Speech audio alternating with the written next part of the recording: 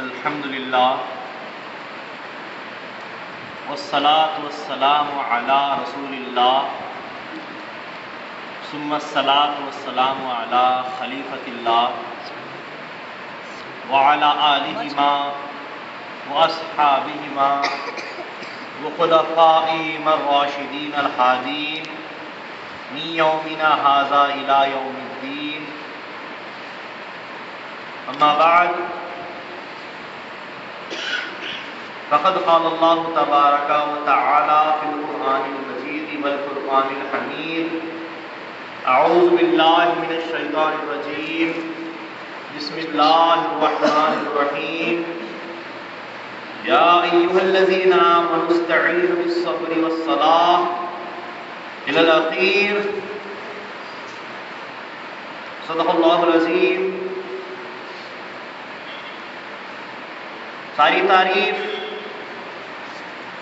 ساری حمد و ثنا، ساری اچھائیاں، ساری بڑائیاں، ساری بزرگی اس خالق واحد کے لیے سزاوار ہے جو رب العالمین ہے، جو ایک ہے، جس کا کوئی شریک نہیں، وہی عبادت کے لائق ہے۔ درود و سلام ہو خاتم نبوت حضرت محمد مصطفیٰ صلی اللہ علیہ وسلم پر اور آپ کے تمام اہل بیت اطہار اور آپ کی تمام ذریات پر۔ اسی طرح درود و سلام ہو خاتم ولایت حضرت میرا سید محمد جونپوری مہدی موعود علیہ الصلوۃ والسلام پر اور آپ کے اہل بیت اطہار اور آپ کی تمام ذریات پر۔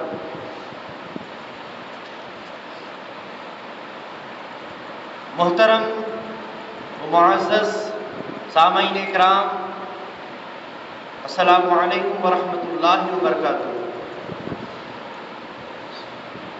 اللہ تبارک و تعالیٰ کا لاکھ لاکھ احسان ہے، اس کا شکر ہے کہ اس نے ہمیں دنیا کی سب سے بہترین محفل میں بیٹھنے کی توفیق عطا کی۔ فقیر اس کے ساتھ ساتھ اللہ تعالیٰ کا شکر ادا کرتا ہے کہ اس نے فقیر کو اس لائق بنایا۔ میرے پیر و مرشد کا صدقہ ہے، حضرت سید ابو القاسم تسخیر حیدرآبادی مقدس اللہ العالی کہ جن کی بدولت فقیر اس لائق ہوا ہے، اس قابل ہوا ہے کہ آپ کے سامنے کچھ کہہ سکے۔ انداز بیاں گرچہ بڑا شوق نہیں ہے، شاید کہ اتر جائے تیرے دل میں میری بات۔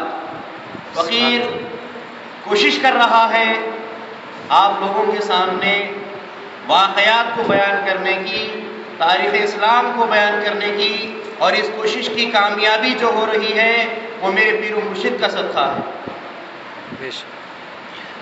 فقیر اللہ تعالیٰ سے دعا کرتا ہے کہ میرے پیر کامل کی اللہ تعالیٰ حفاظت فرما، آمین، اور ان کو جب تک حیات دے اللہ تعالیٰ ان کی صحت برقرار رکھے، آمین۔ الغرض ابھی فقیر نے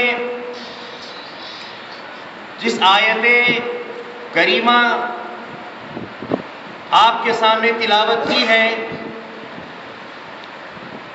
اس آیت مبارکہ میں اللہ تعالیٰ ارشاد فرماتا ہے یا ایھا الذین آمنوا استعینوا بالصبر والصلاۃ، اے ایمان والو تم اللہ تعالیٰ سے مدد چاہو، اللہ تعالیٰ سے مدد طلب کرو۔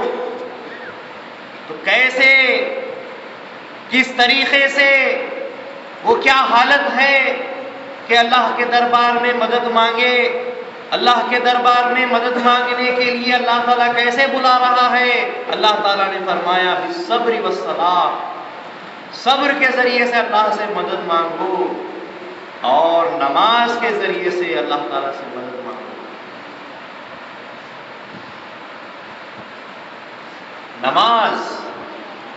نماز وہ چیز ہے جو انسان کے اندر صبر پیدا کرتی ہے۔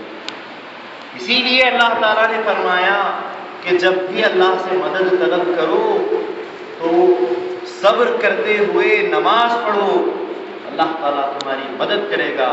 اس کے بعد اللہ تعالیٰ فرماتا ہے ان اللہ مع الصابرین، اللہ تعالیٰ صبر کرنے والوں کا ساتھ دیتا ہے، اللہ تعالیٰ صبر کرنے والوں کے ساتھ ہوتا ہے۔ مع الصابرین، اللہ تعالیٰ ساتھ ہوتا ہے صبر کرنے والوں، کیونکہ جو لوگ اللہ تعالیٰ کے اوپر کامل بھروسہ کرتے ہیں، توکل تام جو ہے اس اللہ تعالیٰ پر رکھتے ہیں، اللہ تعالیٰ ان کی ضرور مدد کرتا ہے۔ اور وہ لوگ جو اللہ تعالیٰ پر توکل رکھتے ہیں، وہ اللہ تعالیٰ سے جب بھی مدد مانگتے ہیں تو نماز کے ذریعے سے، صبر کے ذریعے سے اللہ تعالیٰ کے لیے اللہ تعالیٰ سے مدد مانگتے ہیں۔ آپ کو یاد ہوگا کہ حضرت امام حسین رضی اللہ تعالیٰ عنہ پر لاکھوں کروڑوں مصائب کے طوفان ڈھالے جا رہے ہیں، لیکن اتنے تکالیف کے باوجود آپ کی استقامت برقرار ہوتی ہے، آپ مضبوطی سے کھڑے ہوتے ہیں۔ اور ایسے میں جب 10ویں تاریخ آئی، محرم کی 10ویں تاریخ کی شروعات ہوئی، فجر کی نماز کا وقت آیا، اور یہ دن کوئی معمولی دن نہیں ہے، یہ دن جمعے کا دن ہے، جیسا کہ آج جمعے کا دن تھا۔ یہ جمعے کا دن جیسے ہی شروع ہوا، نماز فجر آ گئی۔ امام حسین رضی اللہ تعالیٰ عنہ اپنی چھوٹی سی اس جماعت کے ساتھ، اپنے چاہنے والوں کے ساتھ، اپنی اولاد کے ساتھ، اپنے خاندان والوں کے ساتھ نماز فجر ادا کرتے۔ ابھی نماز فجر ادا ہوئی اور اس کے بعد ابن سعد نے تیر چلایا اور اعلان کیا کہ یاد رکھنا، قیامت کے دن بھول نہ جانا کہ سب سے پہلے تیر جو امام حسین نے چلایا ہے وہ میں نے چلایا۔ امام حسین نے دیکھا کہ ابن سعد ہم مظلوموں پر تیروں سے وار کرتا ہے اور اس پر خوشی کا اظہار کرتا ہے، تو امام حسین شکر ادا کرتے ہیں کہ الحمدللہ ہم مظلوموں میں سے ہیں اور وہ لوگ ظالموں میں سے ہیں۔ اس کے بعد امام حسین رضی اللہ تعالیٰ عنہ اپنے تمام خاندان والوں کے ساتھ، اپنے تمام چاہنے والوں کے ساتھ ایک جگہ جمع ہوتے ہیں اور ان کے سامنے کچھ نصیحت کی باتیں کرتے ہیں اور اپنے دل کا حال رکھتے ہیں، اور رکھتے ہوئے پھر فرماتے ہیں کہ میں نے تمہیں بڑی مصیبتوں میں ڈال دیا ہے، کہ میں نے تمہیں اپنے ساتھ یہاں تک کھینچ لایا اور تمہیں اب میرے ساتھ شہید ہونا پڑتا ہے، واسطے اللہ کے مجھے معاف کرو، میرا بولا چلا تم جو سو معاف کرو، اللہ کے واسطے، اللہ کے رسول کے واسطے میرا بولا چلا معاف کرو۔ اس کے بعد تمام کے تمام جتنے بھی آپ کے چاہنے والے خاندان والے تھے، تمام کے تمام آپ کے قدموں میں آ کے گرتے ہیں اور آپ سے بھی معافی مانگتے ہیں اور کہتے ہیں ہم نے آپ کو معاف کیا، لیکن ہم خود آپ سے معافی چاہتے ہیں کہ ہم سے اگر کوئی خطا ہو گئی ہو تو آپ واسطے اللہ کی معاف کریں۔ یہ جو طریقہ ہے، یہ جو آپ کا عمل ہے، یہ بڑا ہی خاص عمل ہے، اور یہ عمل تاریخی عمل ہے کہ دور بدور یہ عمل چلتا آ رہا ہے۔ مہدویوں کے اندر یہ عمل جاری و ساری ہے۔ جب کبھی محرم کی 10 تاریخ آتی ہے، فجر کی نماز پڑھی جاتی ہے، تو اس کے ساتھ ہی پیر و مرشد تمام مریدین کے سامنے کھڑے ہوتے ہیں، سلام پھیرتے ہی جب مرشد سے ملنے آتے ہیں، مرشد سب سے کہتے ہیں کہ واسطے اللہ کے اس سال بھر میں جو کچھ بھی اگر مجھ سے خطا ہوئی ہو، تمہارا دل اگر میں نے دکھایا ہو، جان بوجھ کر دکھایا ہو یا جان بوجھ کر نہ بھی دکھایا ہو، لیکن اللہ کے واسطے، رسول مہدی کے واسطے میرا بولا چلا معاف کرے۔ پھر سب آتے جاتے ہیں اور مرشد سے معافی مانگ کر سب ایک دوسرے کے گلے لگ جاتے ہیں اور سارے گلے شکوے جو سال بھر دلوں میں تھے سارے میل دھل جاتے ہیں اور پھر بالکل نئے طریقے سے ایک دم سوچھ ہو جاتے ہیں، صاف ستھرے ہو جاتے ہیں، نظیف ہو جاتے ہیں، پاک صاف ہو کر پھر اس طہارت حاصل کر لیتے ہیں۔ دلوں کی طہارت ہمارے لیے، دلوں کی نظافت بہت ہی اہمیت کی جو ہے حامل رکھتی ہے۔ چاہیے کہ ہم ہمارے تمام جتنے بھی چاہنے والے ہیں، گھر والے ہیں، رشتہ دار ہیں، ان سے اس روز معافی معافی کروائے اور آپس میں گلے لگ کر پھر ایک نئی شروعات کرے۔ الحمدللہ آج تک بھی شہر حیدرآباد میں، چن پٹن میں اور دیگر شہروں کے اندر آج بھی جب کبھی 10ویں تاریخ محرم کی آتی ہے تو سب معافی معافی کرانے کے لیے گھروں سے نکلتے ہیں، رشتہ داروں کے گھر جاتے ہیں، ایک دوسرے سے معافی طلب کرتے ہیں اور پھر اپنے دلوں کو ایک دوسرے سے جوڑ لیتے ہیں۔ فقیر چاہتا ہے کہ آئندہ کل نماز فجر کے ساتھ سب ایک دوسرے سے معافی طلب کریں، ایک دوسرے کے دل ملائیں اور اتحاد اور اتفاق کی ایک تاریخ پیدا کریں۔ آمین کہیے۔ آمین آمین۔ الغرض حضرت امام حسین رضی اللہ تعالی عنہ تمام سے معافی مانگتے ہیں اور تمام کے تمام چاہنے والے آپ کے قدموں میں گر کر آپ سے بھی معافی مانگتے ہیں اور ایک دوسرے کے دل صاف کرتے ہوئے پھر یہاں سے شہادت کا سلسلہ شروع ہوتا ہے اور دھیرے دھیرے آپ کے چاہنے والے اہل بیت اطہار کو جو چاہتے تھے، دل و جان سے چاہتے تھے اور جان نثار ہو گئے۔ فجر کی نماز کے بعد سے یہ جو سلسلہ شہادت شروع ہوا تو دھیرے دھیرے یہ چڑھتا ہوا زوال تک آیا اور پھر نماز ظہر کا وقت آیا۔ بڑی غور طلب بات ہے، جمعے کا دن ہے اور نماز ظہر کی بات کر رہے ہیں۔ ہونا تو یہ چاہیے تھا کہ جمعے کا دن ہے تو نماز جمعہ ہونی چاہیے تھی، نماز جمعہ ادا کرتے، لیکن نماز ظہر ادا ہو رہی ہے۔ کیسے ادا ہو رہی ہے؟ صلاۃ الخوف کا معاملہ ہے۔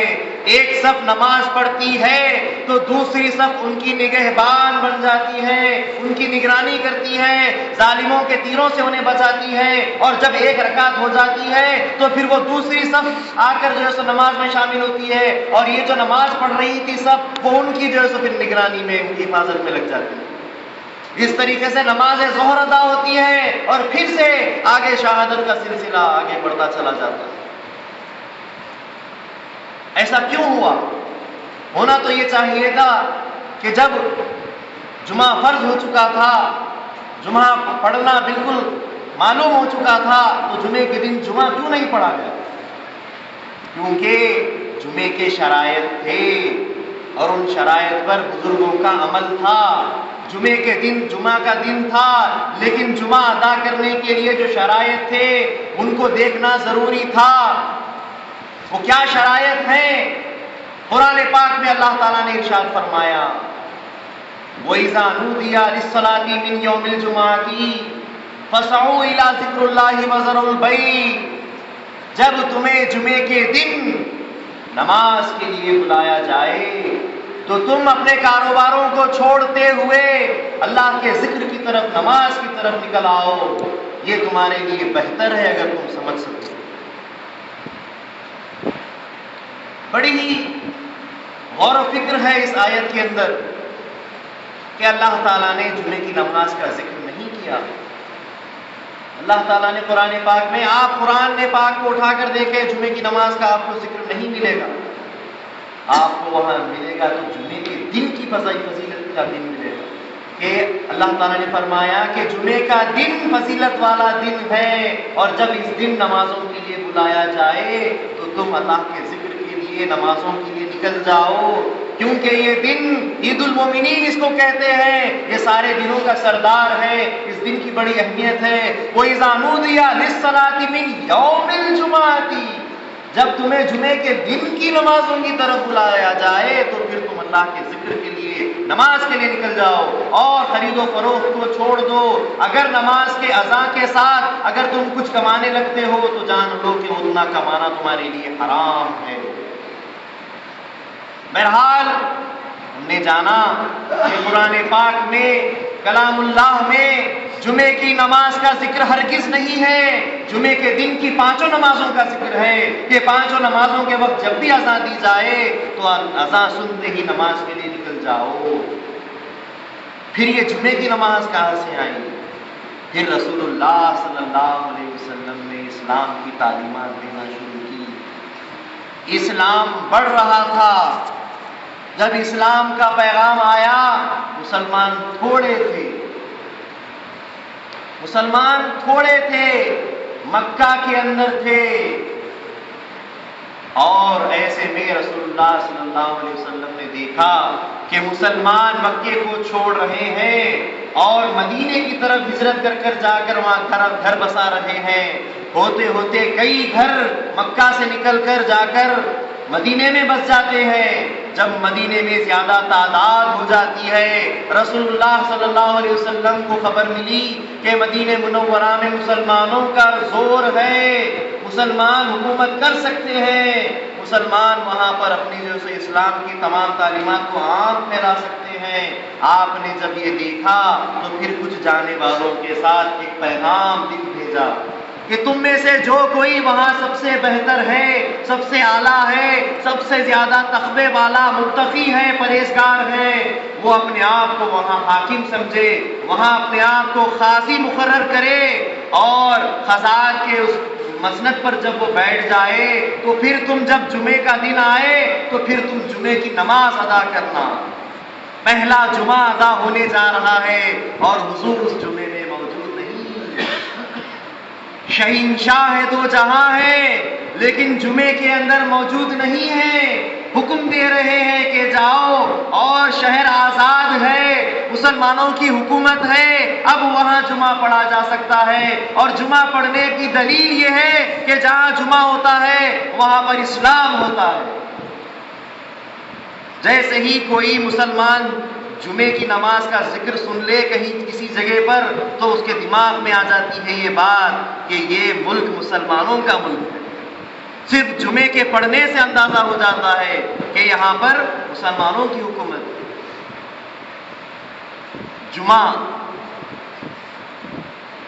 جمعے کے لیے شرائط، جمعہ قرآن سے فرض ثابت نہیں ہوتا، اس کے شرائط اس کے اوپر جو ہے جب مسلط ہوتے ہیں تو وہ واجب ہوتا ہے۔ جمعہ فرض نہیں ہوتا، جمعہ واجب ہوتا ہے۔ اس کو واجب کرنے والے فقہائے کرام، مجتہد ارباب، مجتہدان وقت جو ہے سو ان لوگوں نے مل کر اس کو جو ہے سو واجب کہا ہے، اور پھر اس کو فرض کا درجہ ملا۔ کیوں ملا فرض کا درجہ؟ ہے تو واجب ہی لیکن فرض کا درجہ دیا گیا، اس لیے دیا گیا کہ ظہر کے مقابلے میں اس کو لانا ہے، تو ظہر فرض ہے تو پھر جمعہ بھی فرض ہوگا، تو ظہر کو رکھ کر جمعہ پڑھا جا سکے۔ بات سمجھ آ رہی ہے؟ جس طریقے سے رسول و مہدی ہمسر ہیں تو ان کے بارے میں جب بھی سوچا جائے گا ایک منزل پہ ہوں گے، اس ایک منزل پہ لانے کے لیے جمعے کو واجب سے اٹھا کر فرض پہ لایا گیا تاکہ ظہر کے برابر ہو جائے۔ جمعہ واجب ہے لیکن اللہ کے فضل و کرم سے، تمام فقہائے کرام کے رحم و کرم سے، ان کی سوچ و فکر سے، ان کے ریسرچ سے اس کو پھر فرض کا مقام مل گیا۔ فرض کا تو مقام مل گیا لیکن کیا فرض کی برابری کر سکے گا؟ جمعے کے لیے 2 طریقے کے شرائط ہیں، ایک ہے شرط وجوب، ایک ہے شرط ادا۔ ظہر کے لیے نہ شرط وجوب ہے نہ شرط ادا ہے، ہر صورت میں عاقل آدمی پر جب 7 سال کا ہو جاتا ہے اس وقت سے وہ فرض ہو جاتی ہے، اور جب جوان ہو جاتا ہے 13 سال کا 14 سال کا ہو جاتا ہے تو اس کی پوچھ پھر اس کے اوپر شروع ہو جاتی ہے، فرض نماز کا وہ مقام۔ تو اب ہم تینوں کھاتوں کو سامنے رکھتے ہیں، ایک طرف ظہر کو رکھتے ہیں، ایک طرف جمعے کے وجوب کو رکھتے ہیں، اور ایک طرف جمعے کے ادا کو رکھتے ہیں، تو پہلی شرط وجوب کی یہ آئی، وجوب کو پکڑو، اور جو شرط وجوب کو اور پھر ظہر کو پکڑتے ہیں۔ شرط وجوب کن کن پر واجب ہے، جمعہ کن کن انسانوں میں سے کن کن انسان پر واجب ہوتا ہے؟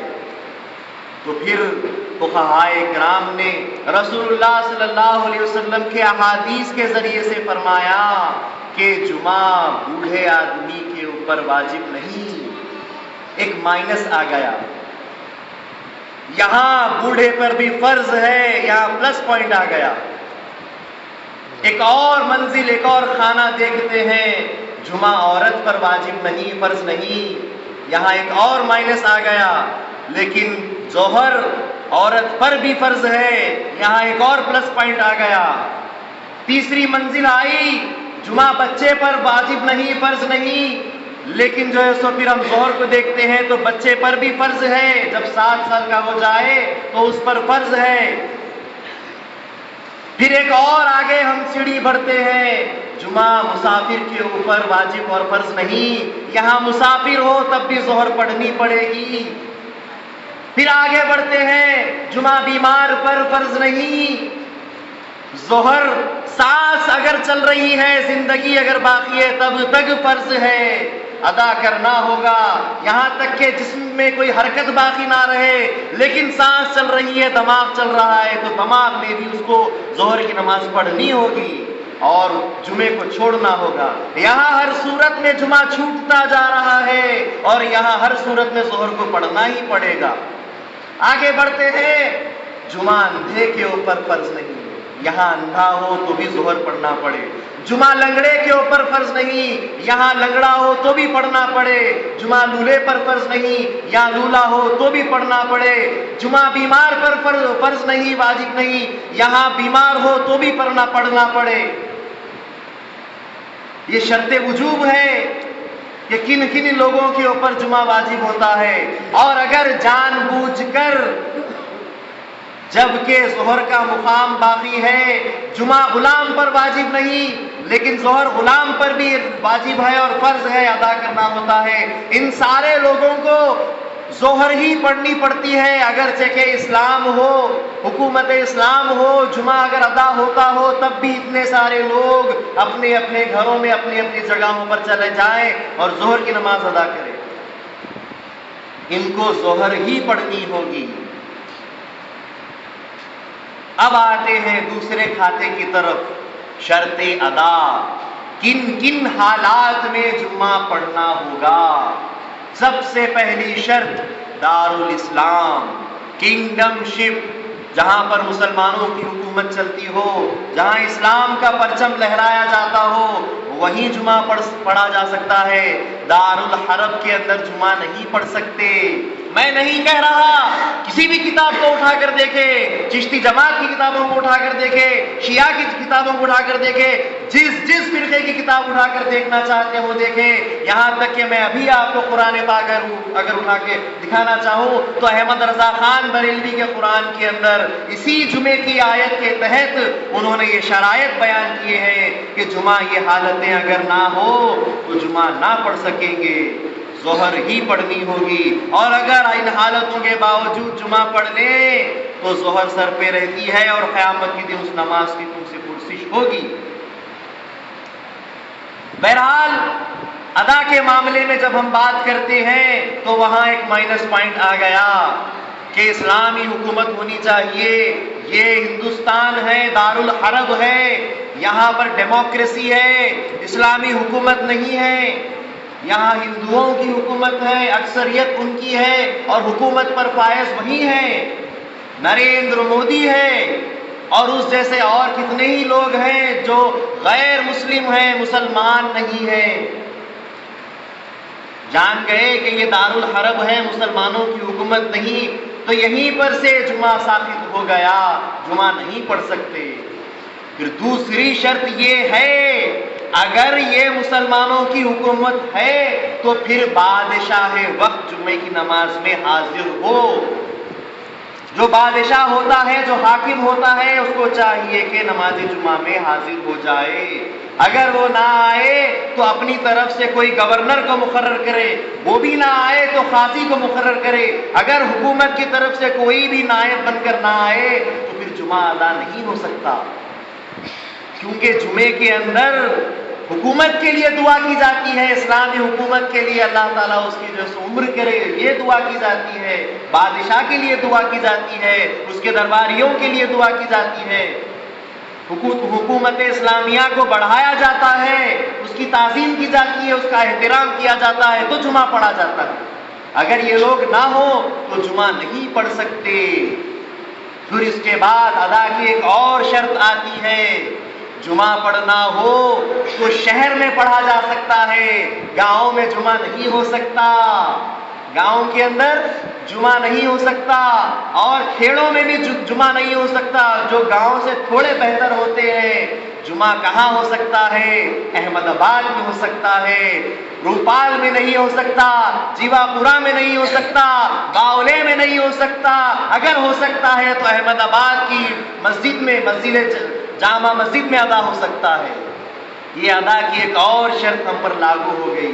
میں نہیں کہہ رہا ہوں، فقیر نے کچھ بھی ایسا نہیں اپنے طرف سے گھڑ کے لایا ہے۔ فقیر جو کچھ کہتا ہے کتاب اللہ کی روح سے، احادیث سے، فقہاء کرام کی فقہ کی کتابوں سے کہتا ہے۔ فقیر اپنی طرف سے کچھ نہیں کہتا، اگر کہتا ہے تو ابھی ٹوک دو، ابھی روک دو۔ اگر فقیر سے غلطی ہو رہی ہے تو آپ کو حق بنتا ہے کہ ٹوکا جائے، روکا جائے اور پوچھا جائے کہ ایسا ہرگز نہیں ہے، اور پھر دلیل پیش کی جائے کہ اگر آپ کے پاس میرے خلاف، میری ایک بھی بات کے خلاف کوئی دلیل ہے تو پیش کرے اور مجھے جھوٹا ثابت کرے۔ جمعے کی ایک اور شرط پھر آگے آتی ہے ادا کے لیے کہ پھر جمعہ اسلامی حکومت میں ہو، بادشاہ وقت اس میں ہو، گاؤں میں نہیں ہو سکتا، کھیڑوں میں نہیں ہو سکتا، شہر میں ہو تو شہر میں ہر مسجد میں ادا نہیں ہو سکتا، ایک ہی مسجد ہونی چاہیے جمعے کے لیے، اور شہر کی، گاؤں کی، کھیڑوں کی ساری مسجدوں کو تالا لگا دیا جائے، اور گاؤں والے، کھیڑے والے، شہر والے سب ایک جگہ جمع ہو کر حکومت اسلامیہ کے لیے جمعہ ادا کریں۔ بادشاہ وقت اس میں موجود ہونا چاہیے، ایک جامع مسجد میں سارے کے سارے مسلمان آ جانے چاہیے، اور پھوٹ کے باہر نکلتی ہے تو بھی چلے گا کہ سڑک پر بھی اگر آ کے جمعہ پڑھتے ہیں تو پڑھیں، لیکن ایک ہی مسجد میں پڑھنا چاہیے۔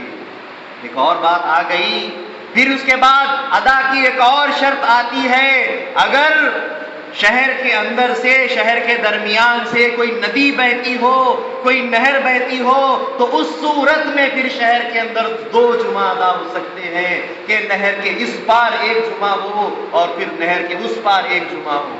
ایسی صورت میں 2 جمعہ ہو سکتے ہیں۔ ایک حکومت کے اندر ایک ہی دن ایک ہی جمعہ ہوگا، اگر بیچ میں سے نہر بہتی ہو، ندی بہتی ہو، تب جا کر 2 جمعہ ہو سکتے ہیں، ورنہ ایک ہی جمعہ پڑھنا ہوگا۔ یہ ساری ادا کے شرائط ہیں۔ اور اس کے بعد اگر ہم ظہر کی طرف آتے ہیں تو ظہر کے اوپر کوئی شرط نہیں، دارالحرب ہو، یعنی ڈیموکریسی ہو، ہندوؤں کی حکومت ہو، کافروں کی حکومت ہو، تب بھی ظہر ہی پڑھنا پڑے گا۔ شہر میں ہو، گاؤں میں ہو، کھیڑوں میں ہو، بادشاہ ہو، بادشاہ نہ ہو، ظہر ہی پڑھنا ہوگا۔ ہر صورت میں یہاں پر ظہر جو ہے اپنے آپ میں اپنا ایک مقام رکھتی ہے، اور جمعے کی نماز شرائط کے اوپر مبنی ہے، شرط وجوب ہے اور پھر شرط ادا ہے۔ پھر غور طلب بات یہاں پر یہ ہے کہ جمعے کے اندر ہم کوئی ایک نئی نماز نہیں پڑھتے ہیں، ہم جمعے کے اندر ظہر کو ہی پڑھتے ہیں۔ جمعے کی نماز کیسے ادا ہوتی ہے؟ سب سے پہلے آتے ہیں، تحت الوضو پڑھتے ہیں، 4 رکعت ظہر کی ادا کرتے ہیں سنت کے، اس کے بعد مؤذن اذان دیتا ہے تو پھر خطبہ دینے کے لیے امام ممبر پر چڑھتا ہے، ایک بڑا خطبہ دیتا ہے عربی زبان میں، پھر کچھ دیر خاموش بیٹھتا ہے، پھر ایک اور بڑا خطبہ دیتا ہے کسی دوسری زبان میں یا عربی زبان میں، پھر کچھ دیر خاموش بیٹھتا ہے، اس کے بعد جماعت کھڑی ہو جاتی ہے، 2 رکعت ادا ہوتے ہیں، اور پھر نماز یہ ادا ہونے کے بعد پھر 2 رکعت ظہر کی سنت پڑھی جاتی ہے۔ فقہاء کرام کہتے ہیں وہ 2 خطبے جو تم لوگوں نے ادا کیے ہیں، ایک خطبہ 1 رکعت کے مانند ہے۔ 2 خطبے اگر تم نے ادا کیے اور اس میں بیٹھک ہوئی تو تم نے 2 رکعت کو حاصل کیا، پھر 2 رکعت جماعت سے نماز پڑھی، لہذا 4 رکعت ہو گئے، تو تم نے جمعہ ادا کیا، ظہر کو ہی ادا کیا ہے۔ ادا ہو رہا ہے ہر صورت میں ظہر، لیکن ایک اس کی الگ صورت بن کر جو ہے سو اس کو ادا کر رہے ہیں۔ کیوں؟ اسلامی حکومت ہے، بادشاہ وقت ہے، اور تمام درباریوں کے لیے اسلامی حکومت کے لیے دعا کی جائے، اس لیے جمعہ ادا ہوا۔ یہ سارے شرائط بیان ہونے کے بعد پھر اس واقعے کے اوپر غور کریں کہ رسول اللہ صلی اللہ علیہ وسلم مکہ مکرمہ میں ہیں، وہاں دارالحرب ہے، کافروں کی حکومت ہے، مسلمانوں کی حکومت نہیں ہوئی۔ جب مدینے میں مسلمان زیادہ ہو گئے، اتنے زیادہ ہو گئے کہ ان کا زور ہونے لگا، تو اس وقت حضور نے اجازت دی کہ وہ مسلمانوں کی حکومت ہے، وہاں جمعہ ادا کرو، میں ابھی کافروں کی حکومت میں ہوں، ابھی ادا نہیں کر سکتا، اور جب میں وہاں آ جاؤں گا میں بھی جمعہ ادا کروں گا۔ اس کے بعد جب رسول اللہ صلی اللہ علیہ وسلم ہجرت کر مدینہ منورہ تشریف لائے، وہاں اپنے جماعت کے ساتھ جمعہ ادا کیا۔ کیا بات ہے، سبحان اللہ، بہت اچھا ثبوت ہے۔ حضور کے عمل کو دیکھیے، ہم جس کے نام کا کلمہ پڑھتے ہیں لا الہ الا اللہ محمد رسول اللہ، جس کے نام کا کلمہ پڑھتے ہیں، اگر اس کے پیچھے نہیں چلیں گے تو کہاں جائیں گے؟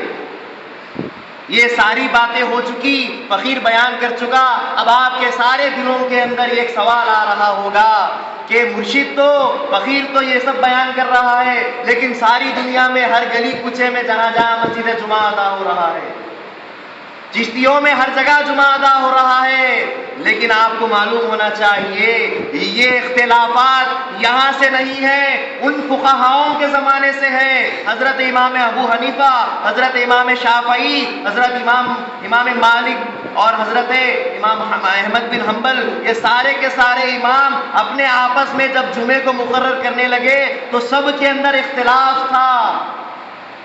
امام شافعی نے کہا اگر 40 لوگ نماز کے اندر حاضر ہوں گے تبھی جمعہ ہوگا، اگر ایک آدمی بھی کم ہو جائے تو جمعہ نہیں پڑھ سکتے، یہ ان کے پاس شرط ہے۔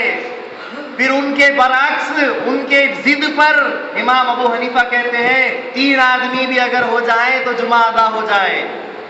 پھر ان کے برعکس امام مالک کہتے ہیں 22 آدمی ہونے چاہیے، اگر نماز چالو رہے اور ایک آدمی بیچ میں سے نکل کر بھاگ جائے تو سب کا جمعہ ختم ہو جائے گا اور سب کو ظہر پڑھنی پڑے گی۔ دیکھ رہے ہیں کتنا نازک موڑ پہ ہے جمعہ۔ اتنے ساری باتیں ہونے کے بعد، اتنے سارے اختلافات ہونے کے بعد، آج بھی چشتی جماعتوں میں جتنے بھی فرقے ہیں ان سبھی فرقوں میں جمعے کے اوپر اختلاف ہے۔ بہت سارے سنی حضرات جمعہ نہیں پڑھتے ہیں، وہ یہ شرائط پیش کرتے ہیں کہ جمعہ ان ساری باتوں کے اوپر ہوتا ہے تو پڑھ سکتے ہیں، ورنہ جمعہ نہیں پڑھا جا سکتا۔ احمد رضا خان بریلوی جو اتنا مانا ہوا شخص ہے، بریلوی رضوی جن کے پیچھے چلتے ہیں، ساری دنیا میں اس کے ماننے والے ہیں، یہ جتنے بھی اس کو مانتے ہیں یہ لوگ جمعہ نہیں پڑھتے۔ ان میں سے بہت سارے ایسے ہیں جو جمعہ نہیں پڑھتے۔ یہاں ہمارے پاس اختلاف نہیں، اوپر سے اختلاف چلا آ رہا ہے۔ اور جمعہ پڑھنے کے لیے جو چھوٹ چھوڑی گئی، جو فتویٰ چھوڑا گیا، یہ فتویٰ بڑا بے رحم ہوتا ہے۔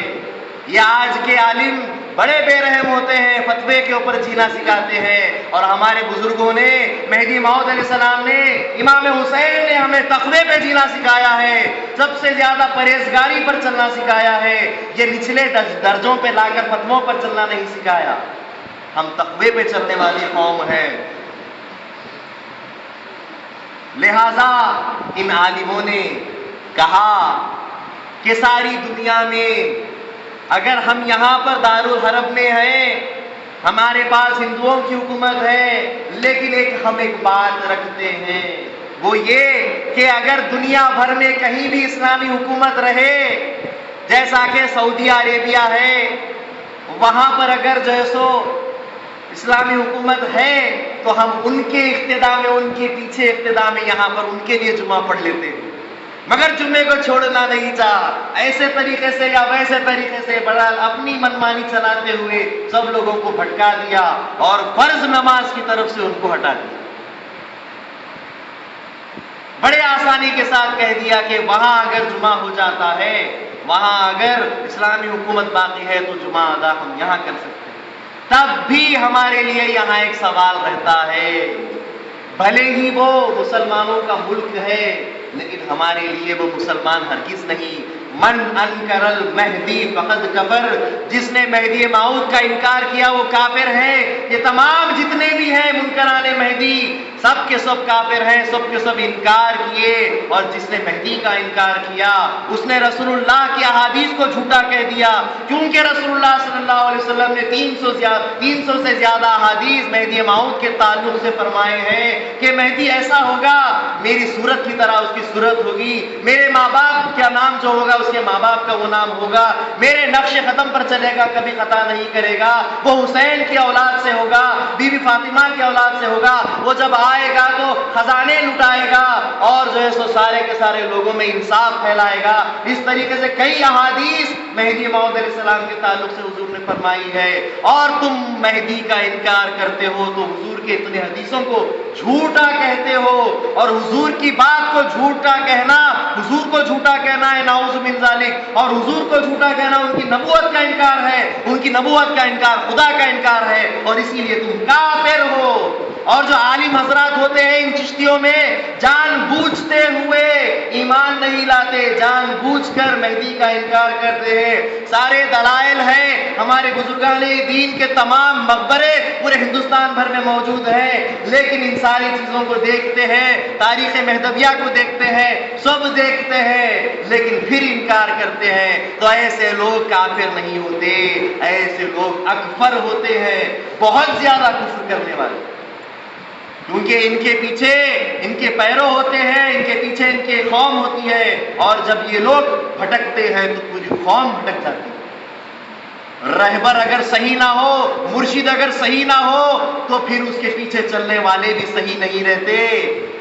مرشد اگر بھٹکا ہوا ہو، مرشد اگر خراب ہو تو اس کے پیچھے چلنے والی ساری قوم خراب، مرشد اگر گڑھے میں گر جائے تو پھر اس کے ساتھ چلنے والے سب گرے۔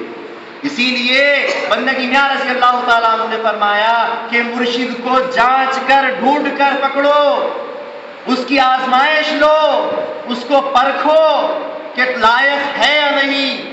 جب کبھی آپ کے ماموں حضرت میاں ملک بخن رضی اللہ تعالیٰ عنہ آپ کو کسی مرشد کے پاس لے جاتے، وہ جب دنیا کی تعریف کہتا تو کہتے کہ یہ تو دنیا کا کتا ہے، اپنے آپ کو مرشد کہتا ہے، مجھے اس کے پاس مرید نہیں ہونا، اور وہاں سے چلے جاتے ہیں۔ بارہا کئی آپ کے پاس جو سو کئی مرشدین کے پاس آپ کو لے جایا گیا، لیکن اس کے اندر پیر کی کوئی صفت جب آپ نے نہیں دیکھی تو وہاں سے نکل آئے۔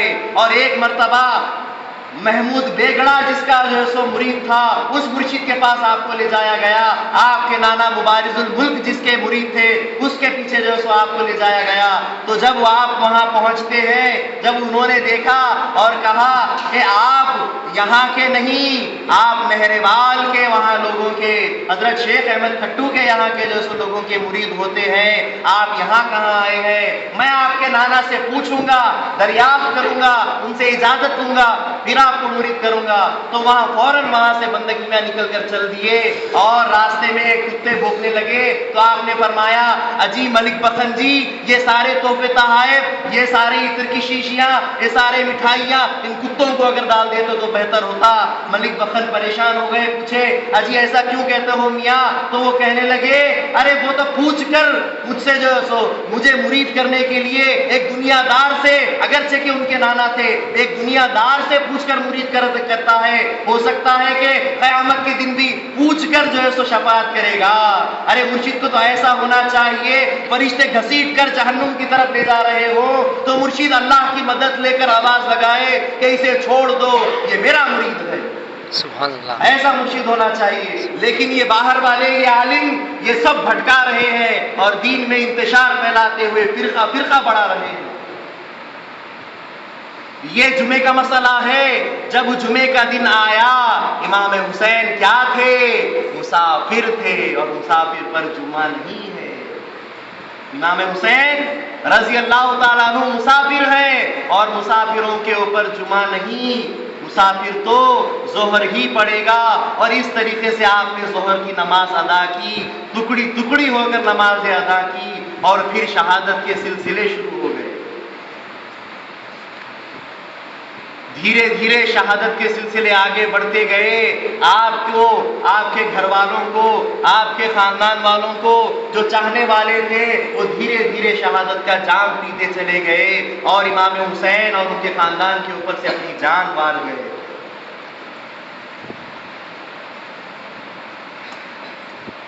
اس کے بعد اہل بیت اطہار کی شہادت کا سلسلہ شروع ہوا.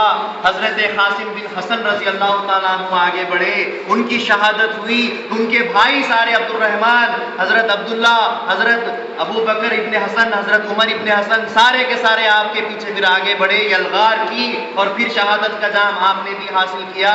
اس کے بعد حضرت عباس حسین رضی اللہ تعالیٰ عنہ کے بھائی آگے بڑھے، اور معصوم بچوں کی فکر تھی. ان معصوم بچوں کی خاطر پانی کے لیے گئے تھے، لیکن جو ہے تو شہادت عمل میں آ گئی. شہادت کا جام نوش کر کے آئے، اور ان کو دیکھ کر ان کے بھائی آگے بڑھے. حضرت عثمان ابن علی، حضرت عبداللہ ابن علی، حضرت جعفر ابن علی، یہ تمام کی تمام آگے بڑھ گئے، اور بھائی کو شہید ہوتا دیکھ کر سب آگے بڑھ کر ان کو کاٹتے چلے گئے، اور پھر ان سب نے بھی جام شہادت پیا. بالآخر یہ شہادتیں ہوتے ہوتے ہوتے امام حسین کے گھر کے بچوں کی باری آئی. حضرت امام حسین لاشوں پر لاشیں اٹھاتے جا رہے ہیں، اور خیمے میں لا کر سب کو بچھا رہے ہیں. بڑے ہی غور و فکر کی بات ہے، آنکھوں سے آنسو جاری ہے، لیکن الحمدللہ دل مطمئن ہے کہ ایمان سے انہوں نے اپنی جان دی. کیا ایمان پر خاتمہ ہوا. یہی ہر شخص دعا کرتا ہے کہ جب دم نکلے تو ایمان پر نکلے، ورنہ آخری وقت تک کوئی ایمان کا بھروسہ نہیں، شیطان کا بھروسہ نہیں، ابلیس اپنے دل میں رہنے والے خناس جو وسوسے پیدا کرتا ہے اس کا بھروسہ نہیں، کب ایمان سے پھرا ڈالے. اللہ کا شکر ادا کیا کہ سبھی میرے چاہنے والے ایمان سے پردہ فرمائے ہیں. اس کے بعد آپ کے فرزند دلبند حضرت علی اکبر رضی اللہ تعالیٰ عنہ آپ کے سامنے آ کر کھڑے ہوتے ہیں، عرض کرتے ہیں بابا جان، بھائیوں نے شہادت کو حاصل کیا ہے، چچاؤں نے شہادت کو حاصل کیا ہے، اب آپ اجازت دیں تو یہ بندہ بھی آگے جائے اور شہادت سے اپنے آپ کو مالا مال کرے. امام حسین رضی اللہ تعالیٰ عنہ منع کرنے کی کوشش کرتے ہیں، تو جوش شہادت جو سو دکھانے کے لیے آگے آ جاتے ہیں اور کہتے ہیں کہ نہیں ابا جان، سب بھائی جا چکے ہیں، مجھے جینے کی کوئی تمنا نہیں ہے. بابا جان کہتے ہیں کہ تمہاری عمر ابھی 18 برس کی ہے بیٹا، کیوں آگے جاتے ہو شہادت کے لیے؟ کہتے ہیں کہ بچہ بچہ اہل بیت کا اب شہادت کا جام لینے ہی والا ہے. آپ نے خود ہی کہا جیئیں گے تو ساتھ میں اور مریں گے تو ساتھ میں، اب بندہ جینے کی خواہش نہیں رکھتا. امام حسین رضی اللہ تعالیٰ عنہ نے ان کے اس اصرار پر ان کو اجازت دے دی کہ جاؤ اور خون میں نہا کر اپنے عشق کو پورا کرو، عشق شہادت میں ڈوب کر اپنی اس منزل کو پہنچو کہ خدا تم سے راضی ہو. اس کے بعد بیٹے کی اس خواہش کو پورا کرنے کے لیے امام حسین فرمانے لگے کہ کچھ دیر ٹھہر، ابھی میں آتا ہوں. خیمے کے اندر تشریف لے جاتے ہیں اور تبرکات ہاتھ میں اٹھا کر لاتے ہیں. وہ کیا تبرکات تھے؟ حضرت امام حسین رضی اللہ تعالیٰ عنہ رسول اللہ صلی اللہ علیہ وسلم کے کپڑے لاتے ہیں، آپ کا جامع مبارک، آپ کا خمیس لے کر آتے ہیں اور حضرت علی اکبر کو پہناتے ہیں.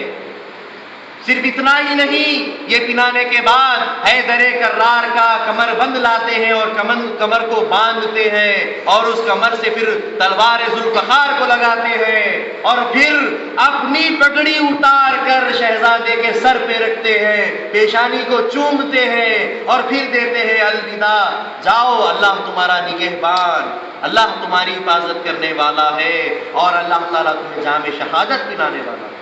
یہ کہتے ہوئے پھر اجازت دے دیتے ہیں اور اس کے بعد ختم بوسی کرتے ہیں حضرت علی اکبر رضی اللہ تعالیٰ عنہ اور میدان جنگ کی طرف آگے بڑھتے ہیں۔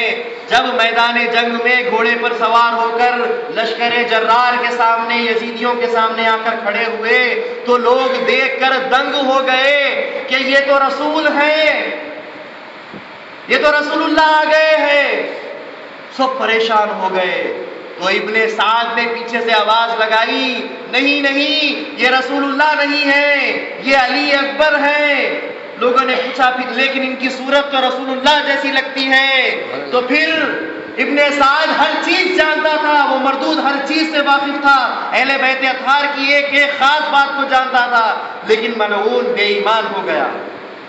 وہ کہنے لگا کہ نہیں، یہ رسول اللہ نہیں ہے، یہ علی اکبر ہے۔ جب یہ پیدا ہوئے تو لوگ گاؤں سے دور دور کھیڑوں سے مدینے کو تشریف لا کر ان کو دیکھنے کے لیے آتے تھے، وہ اس لیے کہ ان کی صورت رسول اللہ کی صورت تھی۔ جن لوگوں نے حضور کو نہیں دیکھا وہ اس فرزند کو دیکھنے کے لیے آتے اور دیکھ کر اطمینان کرتے کہ ہم نے واقعی رسول اللہ کو گویا دیکھا ہے۔ ایسا ایمان تھا کہ رسول اللہ کے گھر کے بچوں کو بھی ساتھ ایسا ایمان رکھتے تھے کہ جیسے کہ حضور کے ساتھ رکھنا چاہیے۔ بہرحال وہ صورت مصطفیٰ جب ان کو نظر آئی تو کہنے لگے یہ تو مصطفیٰ آ گئے ہیں، اب ہم بچنے والے نہیں، اب ہمارا خاتمہ ہے۔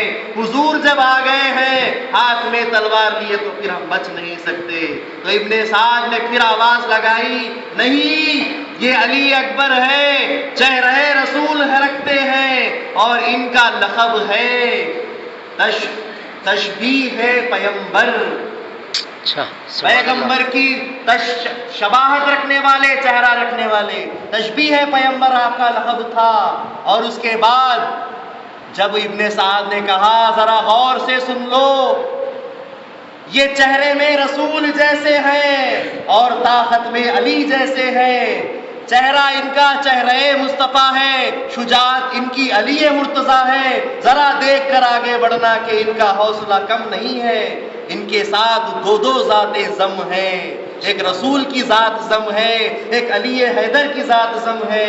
ان کے ہاتھ میں دو جانوں کی جو ہے سو ذات ہے، دو جانوں کی طاقت ہے۔ یہ شجاعت معمولی شجاعت نہیں ہے، ذرا دیکھ کر قدم آگے بڑھانا۔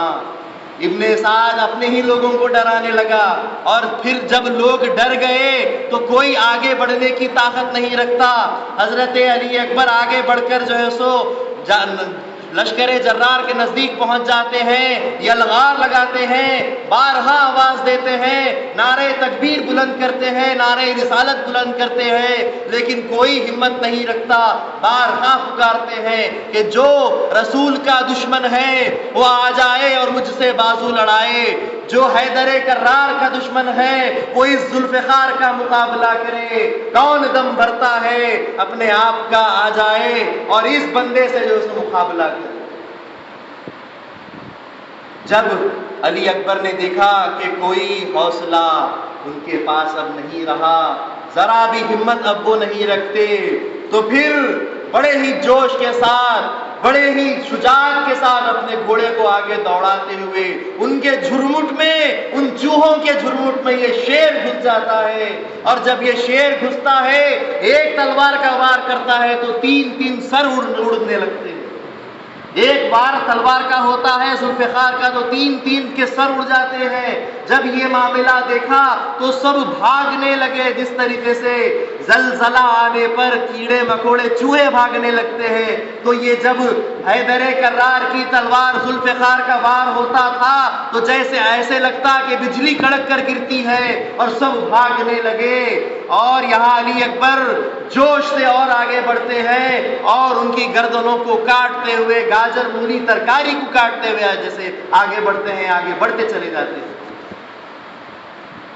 ابھی کچھ دیر پہلے ابن سعد نے امام حسین رضی اللہ تعالیٰ عنہ کی شان میں گستاخی کرتے ہوئے للکارا تھا کہ اے حسین، تم یہاں سے زندہ نہ جاؤ گے، نہ صرف تم بلکہ تمہارے گھرانے کا کوئی بچہ یہاں سے زندہ نہ جائے گا، اور ان سب کو قتل کر دیا جائے گا اور ان کی لاشوں پہ سے گھوڑے دوڑائے جائیں گے، یہاں تمہاری لاشوں کا ایک سمندر ہوگا، یہ اس نے کہا تھا۔ لیکن علی اکبر نے جب اپنی تلوار کو آزمانا شروع کیا تو ہزاروں کا ڈھیر ہو گیا، وہ خون کا سمندر تیار ہو گیا یزیدیوں کا کہ اس کو چیرتے ہوئے آگے بڑھ کر جو کوئی دکھتا اس کو کاٹتے چلے جاتے۔ کہا اس نے تھا سمندر خون کا بناؤں گا، مگر یہاں خون دریا جیسا تیار کیا علی اکبر نے۔ یہ قہر تھا، یہ اللہ تعالیٰ کا عذاب تھا، قہر الہی ان پر حضرت علی اکبر بن کر ٹوٹ رہا تھا، اور یہ وہی وجہ تھی کہ سب بھاگ رہے تھے، ان کو کاٹ رہے تھے۔ علی اکبر کاٹتے کاٹتے ان کو موت کے گھاٹ جہنم رسید کرتے کرتے جب حلق کے اندر کانٹے نکل کر آ گئے، پیاس حد سے زیادہ بڑھ گئی، تڑپنے لگے، اور گھوڑا واپس موڑ کر والد بزرگوار امام حسین کے پاس پہنچتے ہیں، عرض کرتے ہیں ابا جان بہت پیاس لگتی ہے کہ گلے میں کانٹے نکل کر آ رہے ہیں، آپ کچھ اس بندے کے لیے مدد کیجیے۔ تو امام حسین لخت جگر کی اس پکار کو سن کر فرماتے ہیں اے میرے جگر کے ٹکڑے، یہ میری انگشت ہے، میری انگلی ہے، اسے تو منہ میں لے کر چوس لے، اللہ سیراب کر دے گا۔ انگلی کے اندر سے اللہ تعالیٰ تجھے سیراب کر دے گا۔ یہ کس کی انگلی تھی؟ وہ واقعہ آپ کو یاد نہیں کہ رسول اللہ صلی اللہ علیہ وسلم جب اپنے لوگوں کے ساتھ، اپنے صحابہ کے ساتھ جب جنگ سے واپس آ رہے تھے تو لوگ بہت پریشان، زخموں کی حالت میں تھے، مجبور تھے، مسافر تھے، پینے کے لیے پانی نہیں، کچھ بھی نہیں۔ تو رسول اللہ صلی اللہ علیہ وسلم نے اپنی انگشت کو اشارہ کیا اور انگلی سے پانی بہنا شروع ہو گیا، اور سارے کے سارے تمام جتنے بھی مجاہد تھے سب نے جو سو پانی پی لیا۔ یہ وہی انگشت جس کی تھی، یہ ان کا نواسہ تھا، ضرور ان کی ہی تاثیر آئی تھی، ان کی ہی روحانیت تھی کہ وہ انگشت حضور کی انگشت بن گئی اور اس سے انہوں نے سیراب ہو گئے، پانی پی لیا، پیٹ بھر گیا، اور پھر گھوڑے کو دوبارہ موڑتے ہیں اور دوڑاتے ہوئے لشکر پر حملہ کرنے کے لیے ٹوٹ پڑتے ہیں۔ جب لشکر کا بہت سارا نقصان علی اکبر نے کر دیا تو ابن سعد سے پھر رہا نہیں گیا۔ ابن سعد نے آواز لگائی کہاں ہے طارق؟ طارق کہاں ہے؟ لوگوں نے بتایا کہ طارق فلاں جگہ چھپ رہا ہے۔ ابن سعد آگ بگولا ہو جاتا ہے اور طارق کو سامنے بلواتا ہے اور بلا کر کہتا ہے کیا بات ہے، ایک بچے سے تو چھپ رہا ہے، اگر تو اس بچے کو قتل کر ڈالے گا تو میں تجھے جہاں کی حکومت ہوگی وہاں کا گورنر بناؤں گا، اور جو جاگیر مانگے گا وہ جاگیر دلواؤں گا، میں تجھ سے وعدہ کرتا ہوں۔ یہ دنیا کے کتے مر رہے ہیں، مٹ رہے ہیں، لیکن دنیا کو نہیں چھوڑتے۔ فوراً دل و دماغ میں لالچ آ گئی، طمع آ گئی، ہرس آ گئی، اور مصطفیٰ صلی اللہ علیہ وسلم کے گھرانے کے اس پھول کے اوپر حملہ کرنے کے لیے تیار ہو گیا، اور تلوار کھینچ کر حضرت علی اکبر کی طرف جب بڑھنے لگا، حضرت علی اکبر نے دیکھا کہ یہ مردود پہلا شخص ہے جو مجھ پر وار کرنے کی کوشش کر رہا ہے۔ اس نے تلوار گھمائی لیکن وہ تلوار اس کی کوئی تیزی نہیں تھی، تلوار کے پھرانے میں کوئی پھرتی نہیں تھی۔ آپ کو ایسا معلوم ہوتا تھا جیسے کہ کوئی بچہ گیند نیچے چھوڑ رہا ہے، کوئی بچہ ایک گیند، ایک بال جس طریقے سے نیچے چھوڑتا ہے اس طریقے سے اس کی تلوار چل رہی تھی۔ آسانی کے ساتھ آپ اس کا وار بچا لیتے ہیں اور ہٹتے ہیں کچھ بازو، اطمینان کے ساتھ گھوڑے کے پاس سے اپنے نیزہ نکالتے ہیں، بھالا نکالتے ہیں، اور اس بھالے سے اس کے دل کے اوپر اتنی زور سے وار کرتے ہیں کہ اس کا دل پھٹ کر نکل جاتا ہے اور وہیں گر کر مر جاتا ہے۔ جب طارق کی موت ہوئی، بیٹے نے دیکھا، عمر ابن طارق نے دیکھا کہ باپ کو مار دیا گیا ہے، باپ ابھی تڑپ رہا ہے۔ حضرت علی اکبر نے اپنے گھوڑے کو حکم دیا، وہ گھوڑا اپنے پاؤں اٹھانے لگا اور اس کے سر پہ مار مار کر اس کے سر کی ہڈیاں توڑ دی۔ باپ کی اس طریقے سے موت ہوتا دیکھ کر بیٹا چلا اٹھا اور عمر دوڑتا ہوا آیا، ابھی رستے میں آ ہی رہا تھا۔ حضرت علی اکبر نے وہ نیزہ، وہ بھالا جو باپ کو مارا تھا، وہ ہاتھ میں لیتے ہیں اور اس کے بیٹے کی طرف پھینکتے ہیں۔ وہ پھسلی میں سے گھستا ہوا ریڑھ کی ہڈی کو توڑ دیتا ہے اور وہیں وہ بھی گر کر مر جاتا ہے۔ باپ کی یہ حالت ہوئی، بیٹے کی یہ حالت ہوئی، اب دوسرا بیٹا دیکھنے لگا، دیکھ کر پاگلوں جیسا ویوہار کرنے لگا اور چیخا مارتا ہوا چلاتا ہوا گھوڑے پر آنے لگا۔ حضرت علی اکبر نے دیکھا کہ یہ مردود بھی میرے ہی ہاتھوں مرنے آ رہا ہے، آگے بڑھے، اس کے وار کو خالی جانے دیا اور پیچھے سے اس کے کمر بند کو، جہاں پر تلوار لٹکائی جاتی ہے، اس کمر بند کو پکڑ کر اسے گھوڑے سے اچھال دیتے ہیں اور ایک ہاتھ میں اسے گھما گھما کر زمین پر ایسے پٹکتے ہیں جیسے کہ کیڑے مکوڑوں پر ہم اپنا پاؤں پٹکتے ہیں۔ جیسے ہی اس کو پٹکنا تھا وہ پھٹ کر چندیاں ہو گیا۔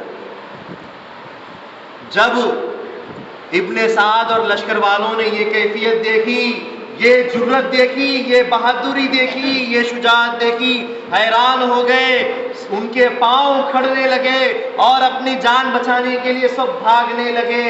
تو اس کے بعد ابن سعد نے پھر مسرہ بن غالب کو بلایا کہ مسرہ کہاں ہے؟ میں تو پہلے سے ہی کہہ رہا تھا کہ یہ ایک آدمی سے مرنے والا نہیں، ان کے لیے تو سینکڑوں ہزاروں ایک ساتھ ٹوٹ پڑنے چاہیے۔ مسرہ کو بلایا اور اسے حکم دیا کہ ابھی 1000 کا لشکر لے اور ان کے اوپر جان لیوا وار کر، تیروں سے ان پر وار کر، اور جب وہ تیروں سے نڈھال ہو جائے تو پھر ان کے نزدیک جا کر ان پر تلوار سے وار کرنا۔ اس طریقے سے ابن سعد کے حکم پر مسرہ بن غالب آگے بڑھا اور چنندہ سپاہیوں کو، بہادر سپاہیوں کو جمع کرنے لگا۔ 1000 سپاہی اس نے جمع کیے اور حضرت علی اکبر کو گھیر لیا۔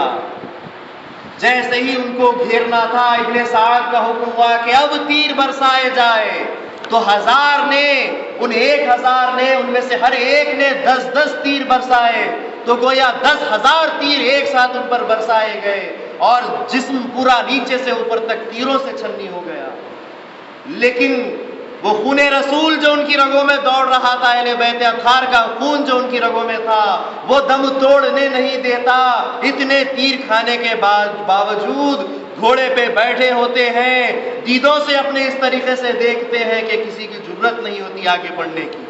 اتنے تیر مارنے پر بھی وہ زمین پر نہیں اترتے، تو پھر بھالوں سے، نیزوں سے جو ہے سو ان کے اوپر زخم ڈالے جاتے ہیں اور نیزوں کو ان کے جسم میں پرو دیا جاتا ہے، نیزے ان کے جسم میں ڈال کر چھوڑ دیتے ہیں۔ پھر کہیں کتنا خون بہنے کے بعد وہ پھر زمین پر تشریف لاتے ہیں، اور جب زمین پر تشریف لاتے ہیں کہتے ہیں ابا جان آئیے، آپ کا نور نظر اب یہاں سے اوجھل ہونے والا ہے، اپنے خالق کائنات کے پاس لبیک کہتے ہوئے جانے والا ہے، آپ آ جائیے کہ آپ کا دیدار کر کے یہ بندہ یہاں سے گزرے۔ یہ کہنا ہی تھا، امام حسین اپنا گھوڑا دوڑاتے ہوئے آگے آتے ہیں اور ان کے تمام جسم سے نیزے نکالتے ہیں، تیر نکالتے ہیں، سر سے پاؤں تک آپ خون میں نہا چکے ہیں، اور اپنے اس لفتے جگر کو گھوڑے پہ بٹھا کر خیمے میں لے کر آتے ہیں، گھر میں لا کر خیمے میں لٹا کر کہتے ہیں اے میرے بیٹے، اے علی اکبر، آنکھیں کھول کہ پدر باپ کا جو سو دل امٹ کر آیا ہے، تجھے دیکھنا چاہتا ہے۔ اتنے میں علی اکبر نے آنکھیں کھولی اور دیکھا کہ سامنے والد بزرگوار موجود ہے۔ کہا کہ ابا جان، کیا خدا مجھ سے راضی ہو گیا؟ کیا خدا میری قربانی قبول کر دیا؟ کیا میری جوش شجاعت کو خدا جو ہے اس کو پسند کر لیا. تو امام حسین نے کہا نہ صرف خدا تجھ سے راضی ہے، رسول تجھ سے راضی ہے، علی تجھ سے راضی ہے، حسن تجھ سے راضی ہے، حسین تجھ سے راضی ہے. یہ کہنا تھا اور اللہ کا شکر ادا کیا اور پھر ہمیشہ کے لیے آنکھیں بند کر لی. سبحان اللہ. امام حسین رضی اللہ تعالیٰ عنہ اپنے لختے جگر کے ٹکڑے کو اس طریقے سے اپنے ہاتھ سے جاتا دیکھ کر، گود میں دم توڑتا دیکھ کر آپ غصے کے مارے اٹھ کھڑے ہوتے ہیں، جلال آپ میں آ جاتا ہے اور اسی وقت حملہ کرنے کے لیے جا رہے ہوتے ہیں کہ اتنے میں خیمے میں سے عورتوں نے آواز دی